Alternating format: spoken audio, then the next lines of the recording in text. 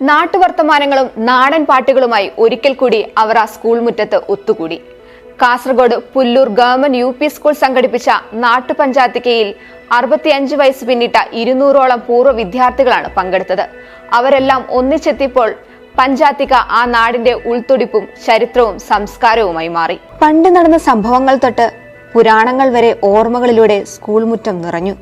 സ്കൂളിന്റെ 100ാം വാർഷികാഘോഷത്തിന്റെ ഭാഗമായി തയ്യാറാക്കുന്ന പുല്ലൂർ ദേശചരിത്ര പുസ്തകത്തിന്റെ മുന്നൊരുക്കമായാണ് നാട്ടുപഞ്ചായത്തിക്ക സംഘടിപ്പിച്ചത്.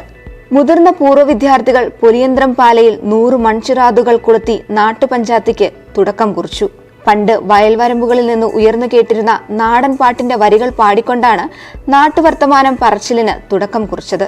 നാടിന്റെ മാറ്റവും കാലത്തിന്റെ മറക്കാനാവാത്ത ഓർമ്മകളും പുതിയ തലമുറയ്ക്ക് പകർന്നു നൽകാൻ അവർ ഓരോരുത്തർക്കുമായി. പഴയകാല ഗ്രാമീണരുടെ ജീവിതം, കൃഷി, തൊഴിൽ, പരിസ്ഥിതി സംരക്ഷണം, ഭക്ഷണരീതി, ആചാരവിശ്വാസങ്ങൾ, നാട്ടുസംഗീതം പഞ്ചായത്തിക്കയിൽ അവരോരോരുത്തരും പങ്കുവച്ചു.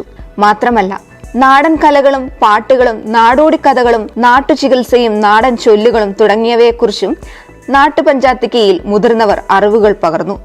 ഉത്സവങ്ങൾ, കളികൾ, പലതരം വിനോദങ്ങൾ, കൈവേല, കരവിരുത്, നാടൻ വാസ്തുവിദ്യ, നാടൻ വസ്ത്രവിദ്യ, നാട്ടുവൈദ്യം, നാടൻ പാചകം, നാടൻ ശൈലികൾ, നാടോടി നാടകം, നാടൻ ചിത്രകല, നാടൻ പാട്ടുകൾ തുടങ്ങിയവയെല്ലാം നാട്ടറിവിൽ ചർച്ചയായി.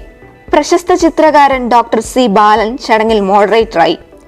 ചരിത്രമുണ്ടാകുന്നത് ഇങ്ങനെയാണെന്നും പ്രായമായവരിൽ നിന്ന് പുതുതലമുറയ്ക്ക് പഠിക്കാൻ ഒരുപാടുണ്ടെന്നും അദ്ദേഹം പറഞ്ഞു.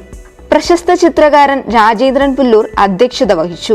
കവി ദിവാകരൻ വിഷ്ണു മംഗലം, പ്രഥമ അധ്യാപകൻ P. ജനാർദ്ദനൻ, A.T. ശശി എന്നിവർ ചടങ്ങിൽ സംസാരിച്ചു. സമകാലിക മലയാളം, കാസർഗോഡ്.